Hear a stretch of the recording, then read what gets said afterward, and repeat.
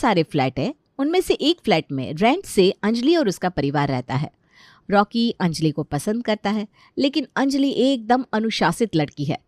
वहीं रॉकी बिल्कुल मनमौजी। रॉकी भाई वो देखो, अंजलि आ रही है। हाँ तो मुझे क्या लेना है, मुझे क्यों बता रहा है? क्या भाई मजाक कर रहे हो? उसे देखने के लिए तो आते हो आप इस इलाके में। भाई आप मानो ना मानो, हमें पता है आप प्यार करते हो उस अंजलि से। हमसे क्या छुपाना भाई, हम तो आपके जिगरी है। वैसे आपकी पसंद एकदम खतरा है भाई। जरा तमीज से, अंजलि भाभी है सबकी। भाई अंजलि पहली लड़की थोड़ी ना है, पहले भी आप कितनी लड़कियां घुमा चुके हो। फिर अंजलि को खतरा कहा तो आपको इतना बुरा क्यों लगा? क्या सनी, तू इतना भी नहीं समझता? आज तक जितनी भी लड़कियां थी वो सब भाई का टाइम पास थी, लेकिन भाई को अब अंजलि से मोहब्बत हो गई है, पक्की वाली। पक्की वाली मोहब्बत हो गई है मतलब? भाई आप उस अंजलि से शादी करोगे? भाई आप चुप क्यों हो, कुछ तो बोलो। अरे कब से बक बक बक बक किए जा रहे हो तुम दोनों? तुम्हारी बकबक से मेरा माथा खराब हो रहा है। हाँ, हो गई है मुझे अंजलि से सच्ची वाली मोहब्बत। करता हूँ मैं उससे प्यार, और शादी भी उसी से करूँगा। और कुछ पूछना है? भाई आप इतना गुस्सा क्यों कर रहे हो? अच्छा है ना आपको आपका लाइफ पार्टनर मिल रहा है। वैसे भी आप खुश तो हम खुश, है ना सनी? वो सब तो ठीक है, लेकिन क्या भाई आप भूल रहे हो, अंजलि उस विश्वास शर्मा की बेटी है। उसके पॉकेट में एक फूटी कौड़ी नहीं है, लेकिन बातें करोड़ों की करता है। हर किसी को फुकट का ज्ञान बांटता है। आपको क्या लगता है अपनी फूल जैसी कोमल, होशियार, सीधी सादी लड़की आप जैसे आवारा लड़के को पसंद करेगी? अरे मैं आवारा हूं तो फिर तुम क्या दूध के दूल्हे हो? सनी भाई आवारा नहीं है, बस उनकी लाइफस्टाइल अलग है। मेरा वो मतलब नहीं था भाई। मैं भी चाहता हूँ आपको आपका प्यार मिले, लेकिन इतना आसान नहीं लगता अंजलि से शादी करना। अरे पता है मुझे, अंजलि से शादी करना मुश्किल है, लेकिन कोई बात नहीं, हम भी मुश्किल काम करने में माहिर हैं। रॉकी अंजलि के प्यार में पागल हो गया था। उसने सोच लिया था कि चाहे जैसे भी हो, वो शादी तो अंजलि से ही करेगा। कुछ दिनों बाद अरे ओ विश्वास साहब, घर में हो कि नहीं? पिछले 4 महीने से आपके घर के चक्कर काट रहा हूँ। 6 महीने का रेंट है आपका, आप तो रेंट देने का नाम ही नहीं लेते। आ गया ये आवारा गुंडागर्दी करने वाला। क्या कहा आपने? अब कुछ नहीं, वो मेरी तबीयत ख़राब थी तो पिछले कुछ दिनों से हमारा काम बंद है, इसलिए मैं तुम्हारा रेंट नहीं चुका पाया। लेकिन चिंता मत करो, जितनी जल्दी हो जाए मैं तुम्हारा सारा रेंट चुका दूंगा। अरे तुम्हारी तनख्वाह है 20-25 हज़ार, जिसमें से तुम्हारे खुद के खर्चे नहीं निकलते, तो पीछे क्या डालोगे और मुझे क्या दोगे? मुझे तो नहीं लगता कि तुम रेंट चुका पाओगे। तुम चिंता मत करो, मैं चुका दूंगा रेंट। हाँ बेटा, बस 1 महीना और इंतज़ार कर लो, हम तुम्हारे किराए के सारे पैसे चुका देंगे। अब मैं ओवर टाइम कर रहा हूँ, मेरी पत्नी सुमन भी टिफ़िन बनाती है, मेरी बेटी अंजलि वो भी ट्यूशन क्लासेस लेती है, उससे कुछ पैसे बच जाते हैं। जितना जल्दी हो जाए हम तुम्हारा किराया दे देंगे। अरे रे रे रे, इतनी फूल सी कोमल बेटी से कोई कैसे काम करवा सकता है? कितनी नाजुक है वो। उससे अच्छा है कि किसी अमीर लड़के से उसकी शादी करवा दो। वैसे भी कितने सारे लड़के कमा रहे बैठे हैं उसके लिए। देखो, अब तुम अपनी हद पार कर रहे हो। मेरी बेटी की शादी से तुम्हारा क्या लेना देना? हर दिन मुंह उठाकर चले आते हो यहाँ। अरे तो मुझे कोई शौक नहीं है हर सुबह तुम जैसों का मुंह देखने का, लेकिन तुम वक्त पर रेंट देते नहीं तो इसलिए आना पड़ता है तुम्हारे घर। गरीब समझकर तरस खाता था तुम लोगों पर, लेकिन अब बस बहुत हो गया। कल मुझे मेरा रेंट नहीं मिला तो मैं आपका सारा सामान घर से बाहर फेंक दूंगा, और साथ में आपको भी। रॉकी, पापा से गलती हो गई, उन्होंने तुम पर आवाज़ चढ़ाई। हमें कुछ और दिनों की मोहलत दे दो प्लीज़। ये हुई ना बात। सीखो ज़रा कुछ अपनी बेटी से।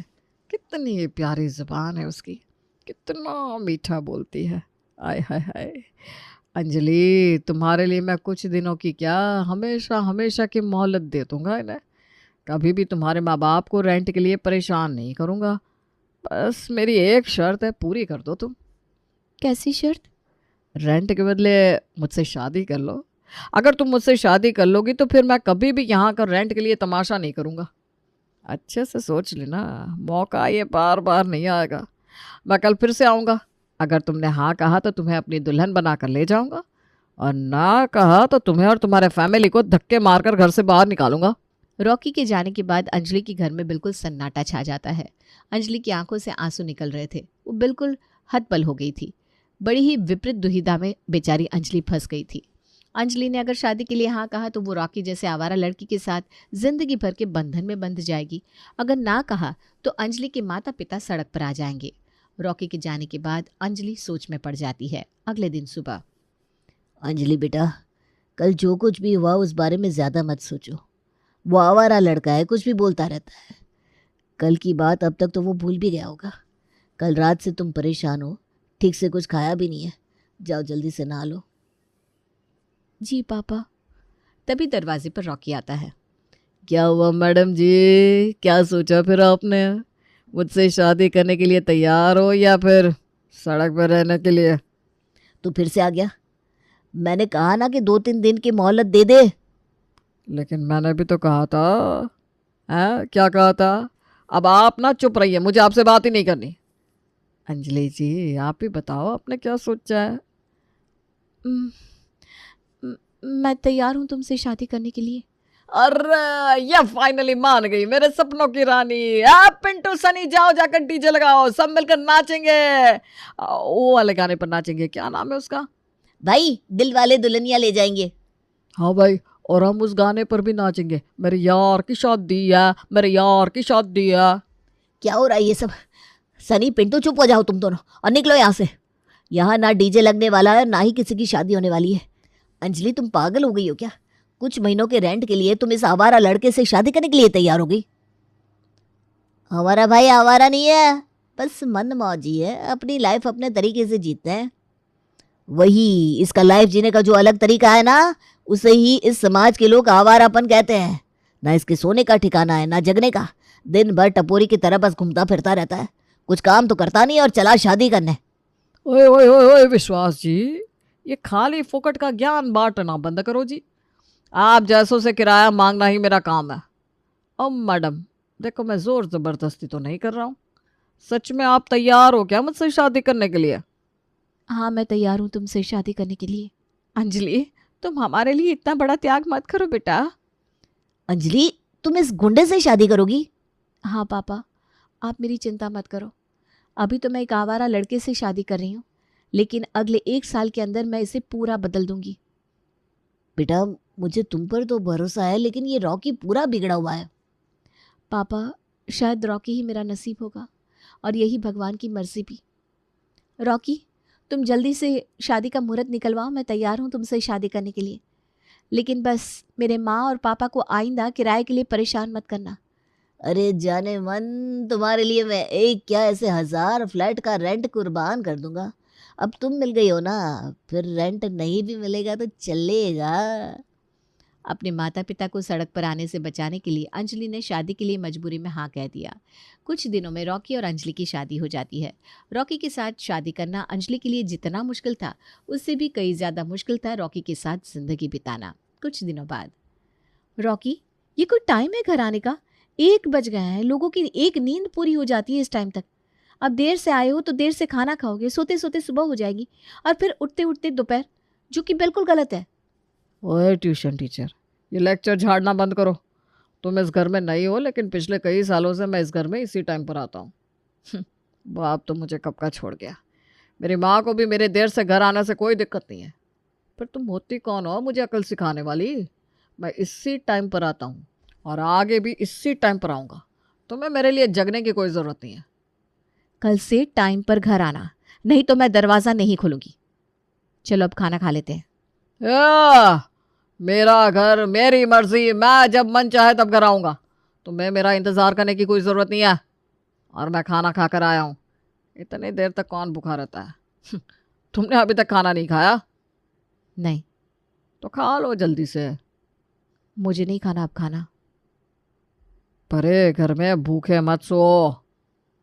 चलो तुम्हारा खाना होने तक मैं बैठता हूँ तुम्हारे साथ, नहीं तो भूखी तुम रहोगी और पाप मुझे लगेगा।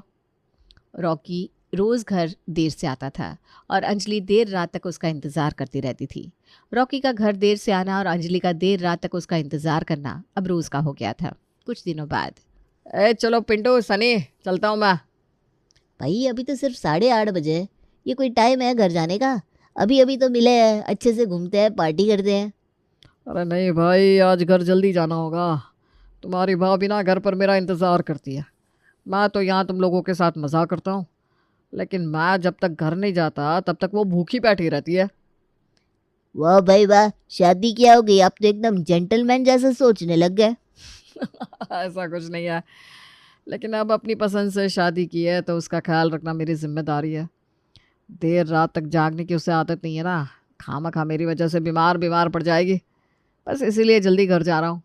नहीं तो रॉकी कभी भी जेंटलमैन नहीं था, और ना ही रॉकी को कभी जेंटलमैन बनना है। देर रात तक बाहर आवारों की तरह घूमने वाला रॉकी अंजलि के लिए घर जल्दी आने लगा था। जल्दी सोने की वजह से सुबह जल्दी उठने लगा था। देखा, हम जब सुबह जल्दी उठते हैं तो कितना फ्रेश फील होता है। मुझे लगता है ज़िंदगी में तुमने पहली बार सूरज को उगते हुए देखा होगा। एक ज़माना था जब हम भी तुम्हारी तरह ही सब कुछ टाइम पर करते थे। किसी की भी मदद के लिए बिना कुछ सोचे समझे चले जाते थे। मेरे पापा भी कितने लोगों को पैसों की मदद करते थे। लेकिन यह ज़माना अच्छाई का नहीं है।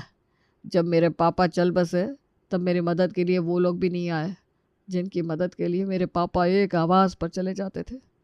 जो लोग मेरे पापा के सामने मुझे दुआएं देते थे कि बेटा खूब बड़ा आदमी बनो, वही लोग पापा क्या चले गए मुझे आवारा समझने लगे। अब तुम्हारा बर्ताव ही आवारा की तरह है तो लोग तो तुम्हें आवारा ही समझेंगे ना। मारामारी करना, हर वक्त लड़ाई झगड़ा करना, किसी से भी आवाज़ चढ़ाकर बात करना, घर देर रात से आना, ये सब आवारगी के ही तो लक्षण है। ऐसा कहीं लिखा थोड़ी ना है कि जो लोग जेंटलमैन की तरह ज़िंदगी जीते हैं वो अच्छे होते हैं, और जो लोग हमारी तरह है वो लोग बुरे होते हैं। तुम इतने दिनों से मेरे साथ रह रही हो, क्या तुम्हें कभी भी मेरे साथ असुरक्षित लगा? अरे मैं भी क्या पूछ रहा हूँ तुमसे। तुमने मुझसे शादी ही मजबूरी में की है। तुम प्यार कहाँ करती हो मुझसे? अगर प्यार करती तो मैं जैसा हूँ वैसा मेरा स्वीकार करती, यूँ मुझे जेंटलमैन बनाने की कोशिश ना करती। तुम इतने अच्छे हो तो तुमने मेरे पापा की मजबूरी क्यों नहीं समझी? उन्हें किराए के लिए परेशान क्यों किया? हमारे घर के सामने आकर तमाशा क्यों किया? सिर्फ मेरे पापा को ही नहीं, तुमने जितने भी लोग तुम्हारे यहाँ किराए से रहते थे उन लोगों को परेशान क्यों करते हो? मैं तुमसे प्यार करता था, शादी करना चाहता था, लेकिन मुझे पता था इस जन्म में तो हमारी शादी होने से रही।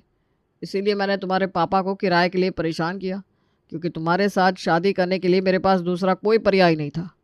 और रही बात बाकी किराएदारों को किराए के लिए परेशान करने की, तो ये तो मेरा काम है। किराए से जो पैसे आते हैं उसी से मेरा घर चलता है, क्योंकि हमारे पास के ज़्यादातर पैसे हमने फ़्लाइट में इन्वेस्ट किए। अगर किराया नहीं आया तो फिर हम खाएंगे क्या? खामखा दुनिया की नज़र में अच्छा बनने के लिए अपनी खुशियों को नज़रअंदाज क्यों करना? तुम जैसे सीरियस लोग ज़िंदगी बिताते हैं और हम जैसे मनमौजी ज़िंदगी जीते हैं। इसलिए खुश रहो, लोगों को नज़रअंदाज करो और चिल करो। रॉकी की बातें सुनकर अंजलि उसके बारे में सोचने लग जाती है। तब उसे लगता है कि ऊपर से आवारा दिखने वाले इस रॉकी के अंदर एक अच्छा आदमी छुपा हुआ है। ये पार्टी करना, बहुत मज़े करना, ये सब इसकी आदत है, वरना रॉकी दिल से बहुत अच्छा है। उसे सुधारने की ठान कर अंजलि ने उसके साथ शादी की थी, लेकिन अब अंजलि को यकीन हो गया था कि रॉकी बिगड़ा हुआ है ही नहीं। अंजलि अब रॉकी जैसा है वैसा ही ठीक है ये समझकर उसकी जो आदत है उसके साथ एडजस्ट करने की कोशिश कर रही थी। अंजलि को पता चल गया था कि रॉकी जैसा है वो अच्छा है, बस उसकी कुछ हरकतें गलत है।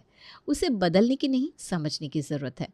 अब रॉकी अंजलि के लिए सुबह जल्दी उठता था। रॉकी को रात में घूमना अच्छा लगता था, इस वजह से अब अंजलि भी उसके साथ घूमने चली जाती थी। अंजलि को पूजा पाठ ये सब पसंद था, इसलिए रॉकी उसके साथ मंदिर आता था। वहीं रॉकी के साथ कभी कभी अंजलि भी पार्टी करने चली जाती थी।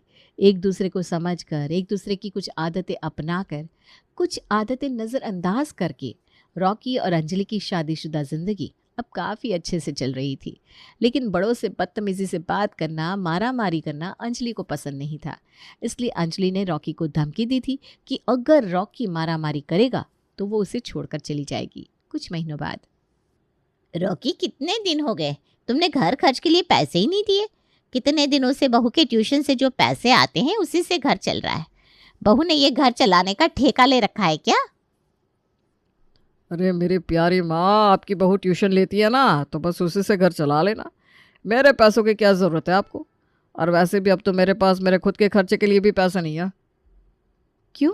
फ्लैट का जो किराया आता है वो सब पैसा कहाँ जाता है? कौन सा किराया? अच्छे से बात करो तो लोग किराया देते नहीं, कुछ भी बहाना बना देते हैं। और बदतमीजी करने से तुमने मना कर दिया है, छोड़कर जाने की धमकी दे दी है तुमने मुझे। अब मैं बदतमीजी मारामारी नहीं करता, तो अब किसी को डर नहीं लगता और कोई मुझे किराया नहीं देता। तुम्हें कोई भी काम समझदारी से करना आता ही नहीं है। अब मैं जाऊंगी किराया लेने, देखती हूँ कैसे किराया नहीं मिलता। अंजलि किराएदारों के पास किराया लेने पहुंच जाती है। अंजलि सबसे अच्छे शब्दों में किराया मांगती है, सबसे समझदारी से बात करती है, लेकिन कोई भी उसे किराया नहीं देता। फिर अंजलि अपने माता पिता के यहाँ पहुंच जाती है। अंजलि बेटा, तुम यहाँ आओ, आओ बेटा। पापा, मैं आपसे किराया लेने आई हूँ। रॉकी अब सबसे सीधे तरीके से बात करता है तो कोई भी उसे किराया नहीं दे रहा। हमारे घर का सारा राशन खत्म हो गया है, प्लीज़ आप मुझे किराया दे दो। कौन सा किराया बेटा? अब तो ये हमारे दामाद का घर है, मतलब हमारा ही हुआ ना। तुम बाकी सारे लोगों से मांग लो किराया, तुम्हें तो पता है अपनी आर्थिक स्थिति कैसी है। झूठ मत बोलिए पापा, अपनी आर्थिक स्थिति अब काफ़ी अच्छी है।